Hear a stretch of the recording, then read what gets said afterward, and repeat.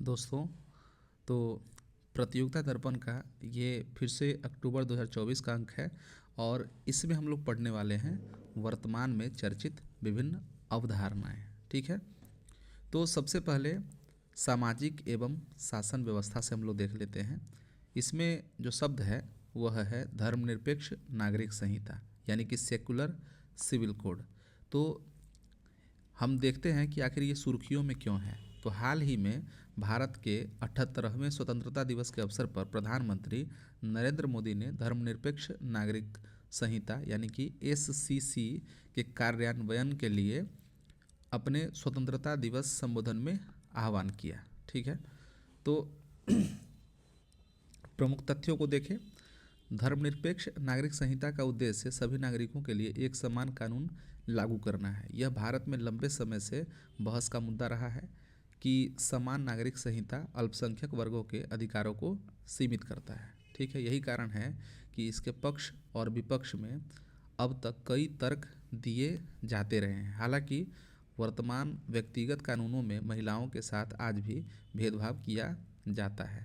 अतः धार्मिक समुदायों के लिए अलग अलग कानूनों के बजाय एक समान कानून बजाय बनाए जाने की मांग की जा रही है, जो कि देश में धर्मनिरपेक्षता को बढ़ावा देगा और सभी नागरिकों के लिए समान अधिकार सुनिश्चित होंगे। ठीक है, तो संवैधानिक प्रावधान क्या है इसके लिए। तो संविधान के भाग 4 में अनुच्छेद 44 में कहा गया है कि राज्य भारत के संपूर्ण राज्य क्षेत्र में नागरिकों के लिए एक समान नागरिक संहिता सुनिश्चित करने का प्रयास करेगा। ठीक है, संविधान के भाग 4 में राज्य नीति निर्देशक सिद्धांत की रूपरेखा दी है, जो यद्यपि कानून की अदालत में लागू या न्यायोचित नहीं है, फिर भी देश में शासन के लिए मौलिक है। ठीक है, गौरतलब है कि समान नागरिक संहिता यूसीसी का उद्देश्य सभी नागरिकों के लिए, चाहे उनका धार्मिक जुड़ाव कुछ भी हो, व्यक्तिगत मामलों जैसे विवाह, तलाक, उत्तराधिकार और संपत्ति के अधिकार को एक समान कानूनों के दायरे में लाकर उन्हें एक समानता प्रदान करना है। वर्तमान समय में गोवा ही एकमात्र ऐसा राज्य है जहां समान नागरिक संहिता यानी कि यूसीसी कानून लागू है। उत्तराखंड राज्य ने भी इसके संबंध में कानून पारित किया है। हालांकि यहाँ तो लिखा है कि अभी लागू नहीं हुआ, लेकिन लागू हो चुका है। ठीक है, तो गौरतलब है कि शादी, उत्तराधिकार, संपत्ति आदि का मसला है, संविधान की समवर्ती सूची में आता है, इसलिए इस पर केंद्र के अलावा राज्य सरकारें भी कानून बना सकती है। गोवा में यूसीसी देखें तो यह 1867 के पुर्तगाली नागरिक संहिता का पालन करता है, जिसका अर्थ है कि गोवा में सभी धर्मों के लोग विवाह, तलाक और उत्तराधिकार के मामलों में समान कानूनों के अधीन हैं।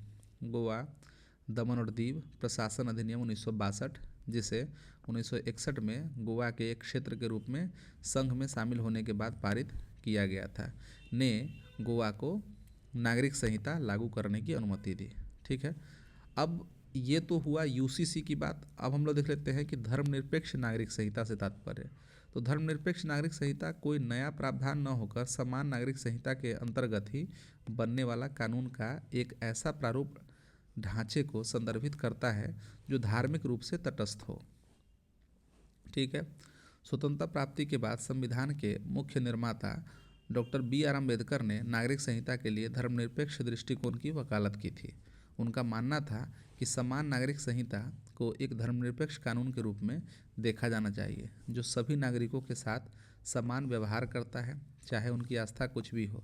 अम्बेडकर ने तर्क दिया कि अन्य कानून जैसे कि आपराधिक प्रक्रिया संहिता और संपत्ति कानून पहले से ही सभी भारतीयों पर समान रूप से लागू होते हैं।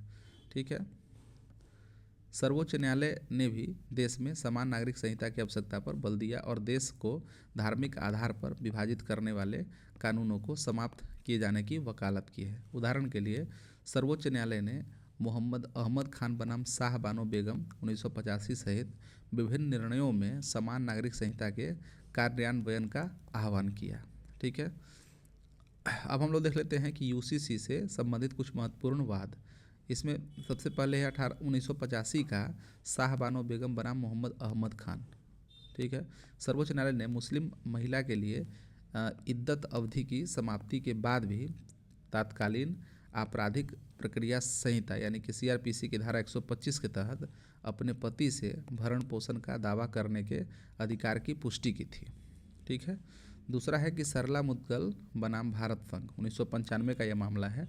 तो न्यायालय के निर्णय के आधार पर एक हिंदू पति अपनी पहली शादी से तलाक लिए बिना इस्लाम धर्म अपनाकर दूसरी महिला से विवाह नहीं कर सकता है। इस मामले में भी कहा गया कि यूजीसी इस तरह के धोखाधड़ीपूर्ण धर्मांतरण और द्विविध की घटनाओं पर रोक लगाएगी।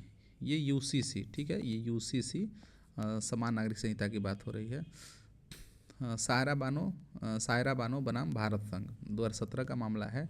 इसमें क्या है, सर्वोच्च न्यायालय ने ट्रिपल तलाक की प्रथा को असंवैधानिक और मुस्लिम महिलाओं की गरिमा एवं समानता का उल्लंघन करार दिया। ठीक है। धर्मनिरपेक्ष नागरिक संहिता का दृष्टिकोण भी एक ऐसा कानूनी ढांचा तैयार करना है जो भारतीयों को विभाजित करने के बजाय उन्हें एकजुट करे। ठीक है। अब हम लोग देख लेते हैं कि यूसीसी के पक्ष और विपक्ष में तर्क। पक्ष में जो तर्क है वह देखें तो समान नागरिक संहिता को देश में धर्मनिरपेक्ष ताने बाने को सुदृढ़ करने के एक तरीके के रूप में देखा जाता है, जिसके तहत सभी नागरिकों के साथ उनकी धार्मिक संबद्धता के बावजूद समान व्यवहार किया जाता है। यूसीसी के कार्यान्वयन से समानता, धर्मनिरपेक्षता और मानवाधिकारों के सिद्धांतों के प्रति प्रतिबद्धता प्रदर्शित करके भारत की अंतर्राष्ट्रीय छवि में सुधार हो सकता है। यूसीसी के लागू होने से कानूनों की एक समानता और शासन और प्रशासनिक प्रक्रियाएं सुव्यवस्थित होंगी, जिससे राज्य के लिए न्याय प्रदान करना और अपने नागरिकों के अधिकारों को सुनिश्चित करना आसान होगा। ठीक है। यूसीसी कानून के आने से विभिन्न धर्मों में विशेष रूप से महिलाओं के विरुद्ध होने वाले भेदभाव जहां कम होंगे, वहीं एक समतावादी कानूनी ढांचा स्थापित होगा। समान नागरिक संहिता लागू करने वाले अन्य आधुनिक लोकतंत्रों का अनुभव दर्शाता है कि धार्मिक स्वतंत्रता से समझौता किए बिना एक मानकीकृत कानूनी ढांचा बनाना संभव है। संयुक्त राज्य अमेरिका, फ्रांस और जर्मनी जैसे देशों में नागरिकों पर उनके धार्मिक विश्वासों से हस्तक्षेप किए बिना समान नागरिक कानून लागू किए गए हैं। इन देशों ने कानून के समक्ष समानता सुनिश्चित करते हुए अपनी सांस्कृतिक विविधता को संरक्षित करने में कामयाबी भी हासिल की है। तो ये तो हुआ पक्ष में तर्क, और विपक्ष में जो तर्क दी जाती है उसे हम लोग देखें तो भारत में पहले ही संहिताबद्ध सिविल और आपराधिक कानून उपलब्ध है। अतः विशेषज्ञों का तर्क है कि एक अतिरिक्त यूसीसी कानून से कोई विशेष प्रभाव नहीं पड़ेगा। दूसरा, इसके विपक्ष में तर्क देने वालों का मानना है कि समान नागरिक संहिता संविधान के अनुच्छेद 25 और 26 तथा 6ठी अनुसूची में दिए अपने चुने हुए धर्म का स्वतंत्र रूप से पालन करने के संवैधानिक अधिकार का उल्लंघन करती है। ठीक है। इसके अलावा देखें तो भारत की विविधतापूर्ण प्रकृति और विभिन्न धार्मिक समुदाय के अपने निजी कानूनों में बदलाव जहां एक और धार्मिक सौहार्द को प्रभावित कर सकता है, वहीं दूसरी ओर कुछ असामाजिक तत्व इसका दुरुपयोग भी कर सकते हैं। ठीक है।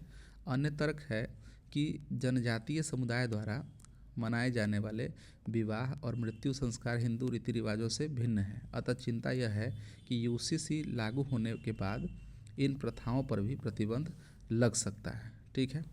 तो निष्कर्ष में हम देखते हैं कि भारतीय विधि आयोग ने इसे लागू करने के संबंध में सिफारिश की है कि किसी विशेष धर्म और उसके व्यक्तिगत कानूनों के भीतर भेदभावपूर्ण प्रथाओं, पूर्वाग्रहों, ठीक है, और रूढ़ियों का पहले विस्तृत अध्ययन किया जाना चाहिए। इसके बाद इसमें संशोधन के लिए सभी धार्मिक समुदायों के विषय विशेषज्ञ और कानूनविदों से राय मशविरा के बाद ही इसके लिए प्रक्रिया को आगे बढ़ाया जाना चाहिए। ठीक है। तो दोस्तों, हमने पढ़ा धर्मनिरपेक्ष नागरिक संहिता, और इससे जो जुड़ी हुई बात है समान नागरिक संहिता, उसे भी हम लोगों ने विस्तारपूर्वक पढ़ा।